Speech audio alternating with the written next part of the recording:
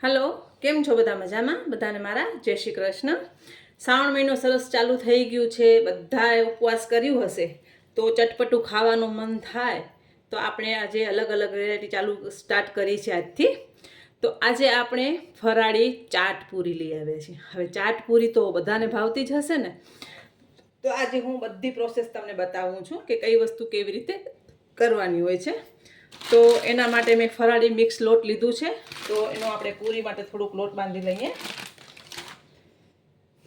एनीमां मीठुं अने तेल,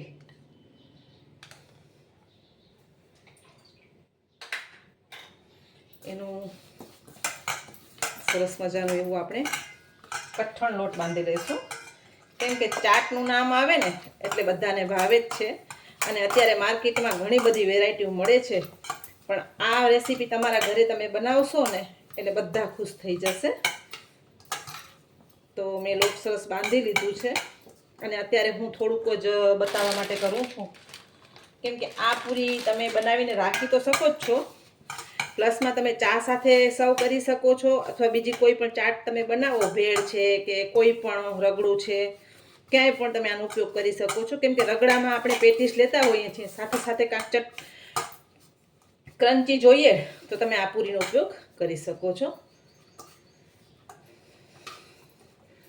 તો આને 2 થી 5 મિનિટ આપણે રહેવા દેશું, ત્યાં સુધી આપણે બીજી પ્રોસેસ કરી લઈએ।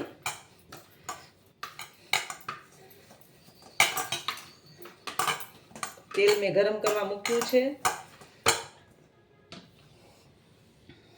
હવે આ ચાટ માટે આપણે દહીં બનાવવાનું છે, તો દહીંમાં મેં ખાંડ નાખી છે અને દહીં મેં ઘરનું જ લીધું છે। તો ખાંડ ઉમેરી, દળેલી ખાંડ અને મિક્સ કરી અને ફ્રીજમાં ઠંડુ કરવા રાખી દેવાનું, કેમ કે ચાટ છે એટલે બહુ ટેસ્ટી લાગે છે અને બધાને બહુ ભાવે છે। તો સર્વિંગની સામગ્રી આપણે પછી જોશું, એના પહેલાં આપણે એક ચટણી બનાવશું, ફરાળી ચટણી। તેના માટે ફુદીનો છે, કોથમરી છે। હવે આ ચટણી છે એ તમે કોઈ પણ ચાટ ઘરમાં બનાવતા હશો ને એમાં કામ લાગશે। મરચાં છે, ટોપરાનું ખમણ, સિંગદાણા, ખાંડ છે, લીંબુનો રસ છે અને સ્વાદ પ્રમાણે મીઠું છે।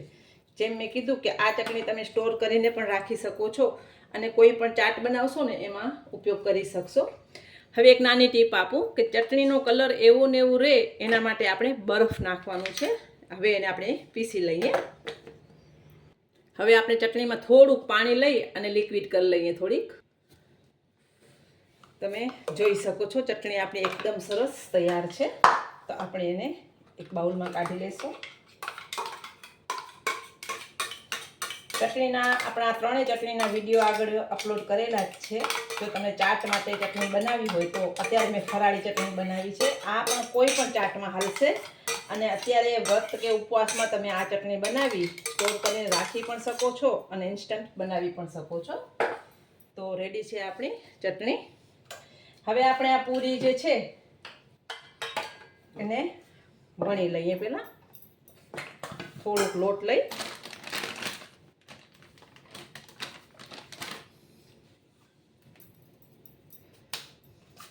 તેલ ગરમ કરવા મેં મૂક્યું જ છે સાઈડમાં।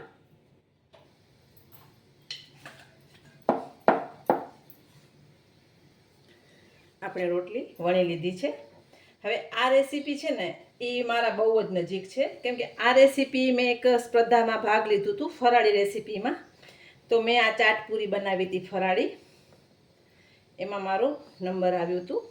અત્યારે આપણે સિમ્પલ જ બનાવીએ છીએ ગોળ, પણ તમે નાની એવી આવી વાટકી હોય એની ઉપર પણ લગાવી અને ચાટ પૂરી બનાવી શકો છો। તો આવી રીતે મોલ્ડ લીધું છે, જો ના હોય તો નાની વાટકીથી કટ કરી અને જે હું તમને કહેવા માંગુ છું એ આવી વાટકી હોય ને એના ઉપર તમે આવી રીતે લગાવી અને આ વાટકીને તમે તળી શકીએ છીએ આપણે।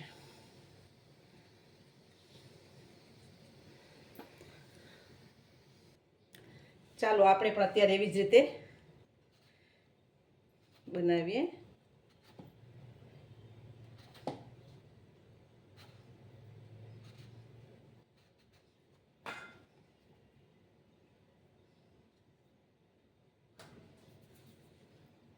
તો આપણે પૂરીને તળી લેશું. આપણે અત્યારે સાદી જ રાખીએ છીએ. વાટકી બનાવી હોય તો તમે બનાવી શકો છો. તે ચાટ બાસ્કેટ થઈ જાય છે. તો તળી લેશું. પહેલાં તેલને સરસ ગરમ કરી લેવાનું છે.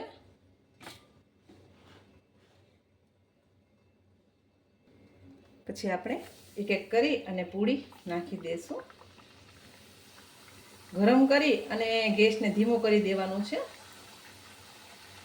ફોકથી કાણા કરવાના, કારણ કે નકર ફૂલી જશે ને તો ક્રિસ્પી નહીં થાય. થોડીક એવી લાગે તો આવી રીતે દબાવી લેવાની.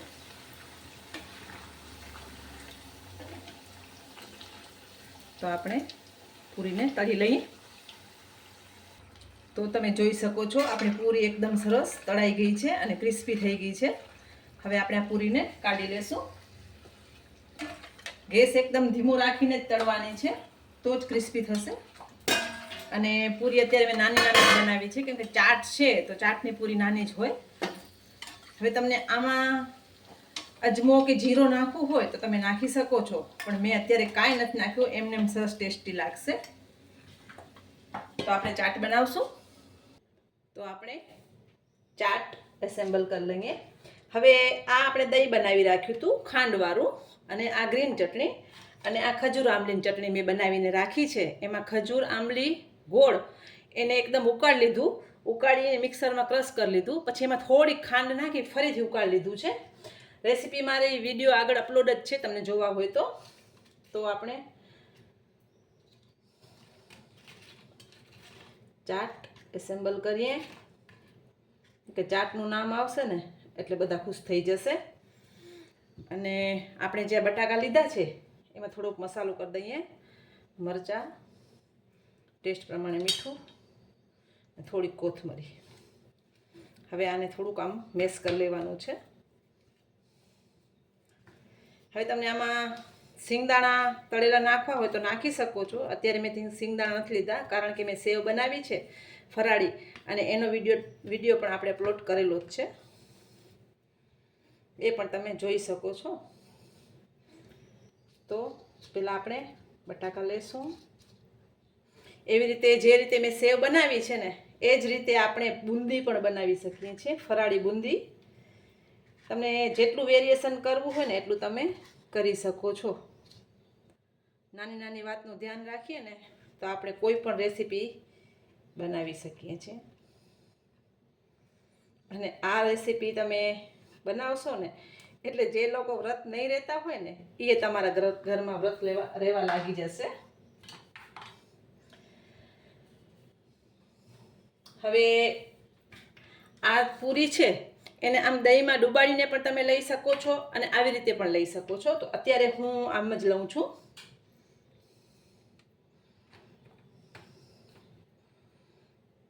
ખજૂર આંબલીની ચટણી,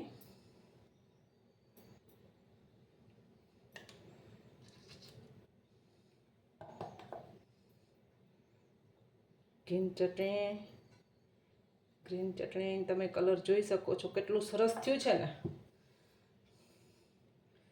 ઉપર ભરપૂર દહીં, એની ઉપર તૂટી ફૂટી, દાડમ અને સેવ જે મેં તમને વાત કરી ને એ સેવ મેં બનાવી જ છે. એનો વિડીયો પણ આપણે અપલોડ કરેલો છે, એ પણ તમે જોઈ શકો છો. હવે આની બદલીમાં તમે બુંદી પણ નાખી શકો છો. અત્યારે આપણે સેવ લીધી છે.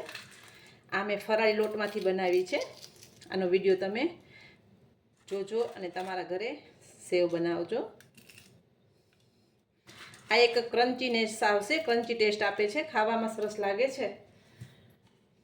ઉપરથી મારી ફેવરેટ એવી કોથમરી અને ફરીથી દાડમ અને થોડુંક મરચાંનું પાવડર. હવે તમે ચાટ મસાલો ખાતા હો તો તમે લઈ શકો છો, અને ન ખાતા હો તો સ્કીપ કરી નાખવાનું. અને એની બદલીમાં સંચળ પણ તમે લઈ શકો છો. પણ આવી જ રીતે બનાવશો ને તોય ટેસ્ટી બનશે. અને જે વ્રત નહીં રહેતા હોય ને એ લોકો પણ વ્રત રહેવા લાગશે. તો તૈયાર છે આપણી ફરાળી ચાટ પૂરી. એકદમ ટેસ્ટી છે, ઇઝી છે. હવે આમાં તમે ચટણી ઘરે પહેલાં બનાવીને રાખી શકો છો, પૂરી પણ બનાવીને રાખી શકો છો, બટાકા બાફીને રાખી શકો છો. બધું તમે એસેમ્બલ કરી લો, પહેલાં તૈયારી કરી લો અને પછી ખાલી એસેમ્બલ કરીને આપવાની જ હોય છે કે બધી વસ્તુ તૈયાર છે અને ફેમિલી મેમ્બર ભેગા થયા તો તરત ફટાફટ બનાવીને સર્વ કરી શકો છો. પાર્ટીમાં પણ આપી શકો છો. ફરાળી ચાટપુરી છે, પણ આ રેસીપી તમે ગમે ત્યારે બનાવો અને ગમે ત્યારે ખાઈ શકો છો. તો બધાને મારા જય માતાજી. આ શ્રાવણ મહિને તમારા ઘરે આ રેસીપી ચોક્કસ બનાવજો અને મને કમેન્ટમાં કહેજો કેવી બની હતી.